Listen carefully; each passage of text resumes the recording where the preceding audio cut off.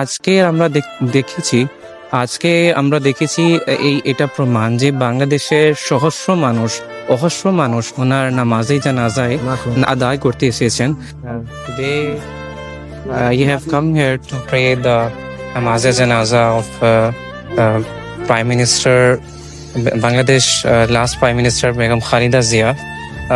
So she was a very brave lady, and in Pakistan, beside Pakistan, before she was in Pakistan, I think from 1965 to 1968. So we love her because she loved us. She used to love us. উনি আমাদের অনেক ভালোবাসতেন, আর উনি এমন একজন মানবিক ব্যক্তি ছিলেন যে সবসময় মানুষের মানবতার সাথে ভালোবাসতেন, মানবতাকে ভালোবাসতেন। আর আজকে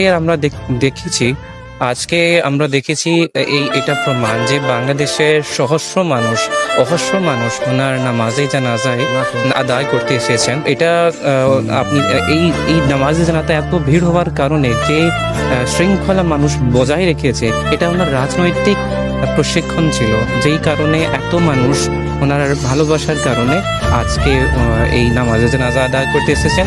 আর পাকিস্তানের প্রত্যেকটা মানুষ, আপনি দেখছেন যে পাকিস্তান ওনার এই জীবন ত্যাগ করার পরে প্রত্যেক পাকিস্তানের মানুষও কেঁদে ফেলেছে, প্রত্যেক পাকিস্তানের মানুষও ওনার এই পৃথিবীতে যাওয়ার পরে শোকাহত হয়েছে। তো আমরাও শোকাহত।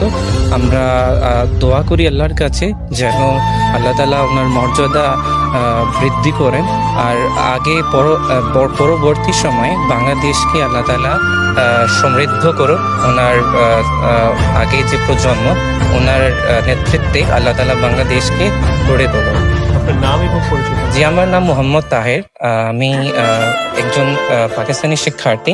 আমি বাংলা ভাষা ও সাহিত্য নিয়ে পড়াশোনা করছি ঢাবিতে।